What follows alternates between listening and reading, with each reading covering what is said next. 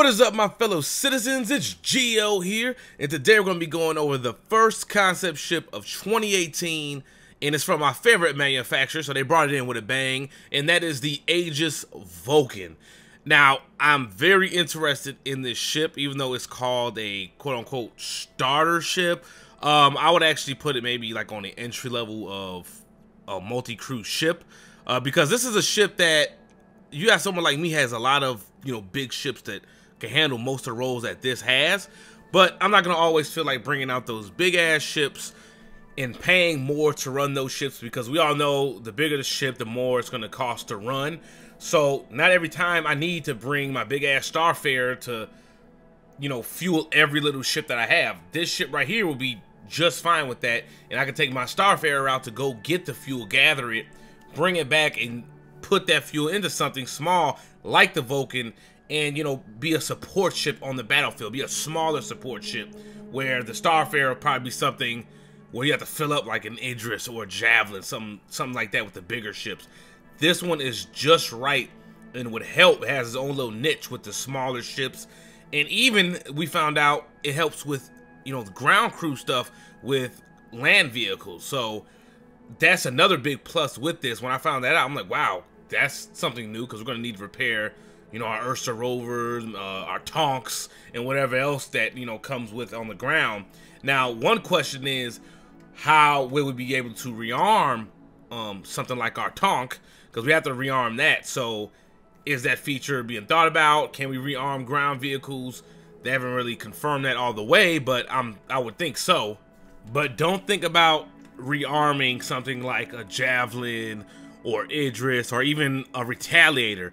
This thing's not going to be able to rearm those things. You have very limited ammunitions that you can carry for certain ships, so that will leave a gap open for a ship to come in that's maybe just for rearmament, because this is the first ship that we've seen for rearmament in the verse. So that's going to leave something open for a specific ship only that is made for only rearming ships. It could be big, little, any type of ship, medium.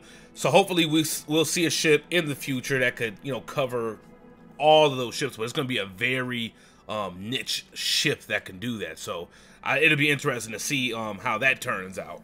Now, for the repair side of things on this ship, you're going to be very limited. They kind of compare it to like a tow truck or like AAA.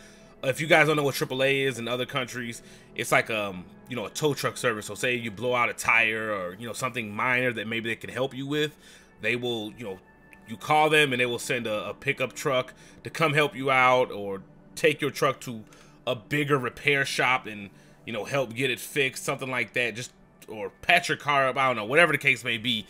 That is what this ship is, really for. It's not going to be, obviously, your big-ass Crucible, or, a Crucible. We've seen pictures before where they were fixing up a Bengal. It was like 5 or 6 of them on a Bengal in the concept art. So even with a Crucible, it's going to take multiple of those things to fix a bigger ship. Now, we have seen a picture of this ship fixing up a Javelin, but it's going to be very minor things. It wouldn't be nothing like recommissioning one to get it back up running, something like a Bengal, or if you found a derelict, Javelin or Idris. This thing probably wouldn't get it back online. It's just for, quick bandages, if you will, on some of these bigger ships. But even just to have that little feature, that's cool that this little ship can do it. So it just makes it valuable that it can help out on the little things, and your Crucible could focus on the bigger task at hand. Now, how this ship is going to handle all these tasks is even more interesting, and what made me really want the ship is it's going to be done by a drone system, kind of like the ones in the Reclaimer, but the ones in the Reclaimer are made for salvage and actually use the same manufacturer, but they look just alike because it's the same manufacturer. The only difference is functionality. The ones on the Reclaimer are salvage, and the ones on here are going to be for refuel, rearming, and repair. So I'm very excited about that system. You can even refuel in midair, which is freaking awesome, in atmosphere, which will be real useful, especially if you're doing stuff, because right now we're not losing a lot of fuel on atmosphere. In the future, it will not be how it is now. and it'll be very useful to have a couple of these on the ground. Say you got a Pioneer and you got some ground operation stuff going on, have one on standby to refuel, so your big ass Starfarer can stay up in orbit and fuel whatever other ships you have up there. Say you got a Idris or something overwatching the whole thing, and your Pioneers on the ground. You could do, you know, things like this and have it split up. You know, you don't need every big ship, you know, around the area to help out. You can have something small like this, and that's what I really love about this ship. And the word starter, and everyone's like, oh, there's a premium on starter ships now. This isn't a starter, you know. It's not like your Delta or Aurora. They just kind of reworded it wrong, because even someone like me who has, like I said earlier, multiple big ships, I'm still gonna be using this ship. This will be one of the ships I use no matter what I have. You know, I have a Starfarer, I have a Crucible, but sometimes I'm just gonna want to use a 3-man little cruise ship just like this, and it'll be awesome. It'll be cheaper to run.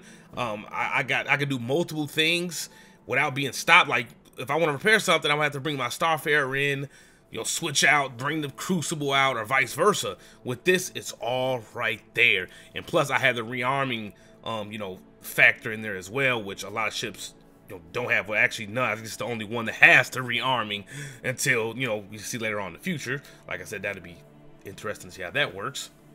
But one of the main things that got me excited about the sale, which wasn't even the ship, it was actually the pictures in the brochure.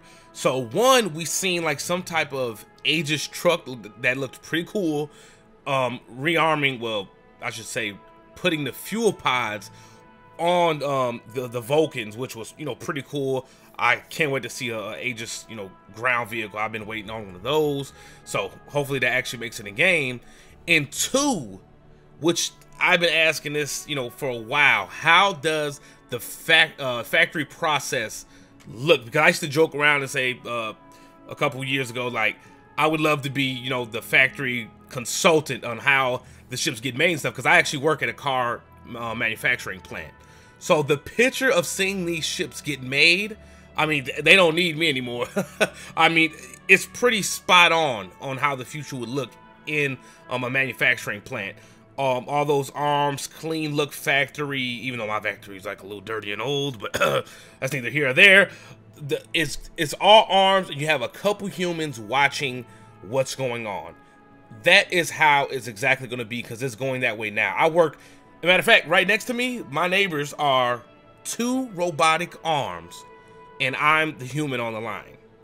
So, you know, it's only a matter of time before my job, well, my job is, it'll be real hard for a machine to get this, but it'll be here. I'm pretty sure the welders used to say, oh yeah, you know, this machine, it's a hard job, can't do what I'm doing, and then boom, this welding machine could do it in like 40 seconds.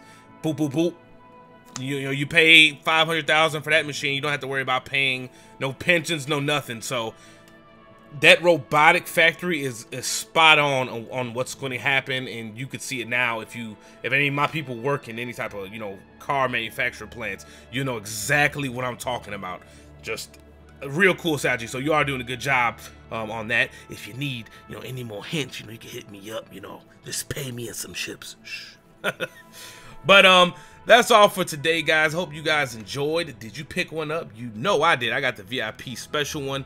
And CIG also, good job on, you know, selling the skins instead of doing the one-day pre-order thing, because that used to piss me off. It was so stupid and unnecessary, that pre-order sale. And I understand in Warbind, you get it with the ship. If you buy the Warbind, you get the skin for free, which makes sense. If you buy the store on credit, and they do want some new cash to come in the game, you spend $10, you know, cash to get the skin. So kudos to CIG for, you know, realizing that, and people could get a hold of those skins without, you know, spending all cash on the ship. I kind of wish they kind of did that with the VIP. I guess you get a exclusive suit when you spend cash. You know, give me the option, same with that, $10 to buy that if I just don't want to buy the ship and I want the uniform, because some people may want to buy the uniform, not want to buy the ship. You know, more money could come in. But you guys have a blessed day. Let me know how many did you get. Are you interested in it or not? Let me know. But one more thing. Star Citizen for life.